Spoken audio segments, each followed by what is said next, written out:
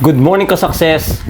Gusto ko lang i-share sa inyo yung napanood ko kanina.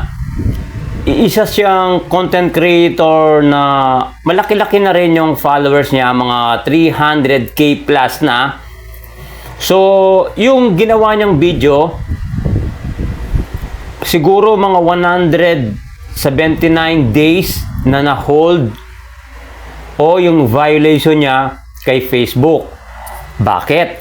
Kasi gumagamit siya ng remix sa Reels. Bagong content creator o baguhan, hanggat maaari, iwasan natin muna ang pagre-remix ng mga video. Bakit? Kasi hindi natin alam yung ginamit nating music o video may copyrighted pala. Hindi natin alam yun, hindi tayo 100% sure, kaya ang maganda, ang masasuggest ko, ang matutulong ko sa bidyong ito, lalo na sa ating mga bagong content creator, hanggat maaari, iwasan muna natin ang pagre-remix ng mga video natin sa Reels para maiwasan natin ang violation.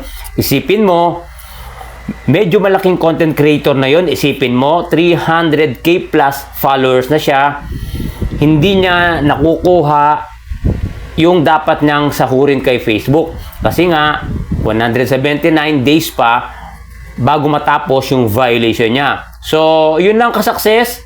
Uulitin ko lang, huwag ka munang gumamit ng remix kasi hindi tayo sigurado doon. Sana guys, maiwasan mo yon at may natutunan ka sa bidyong ito.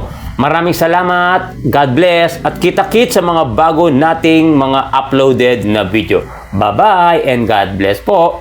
Thank you.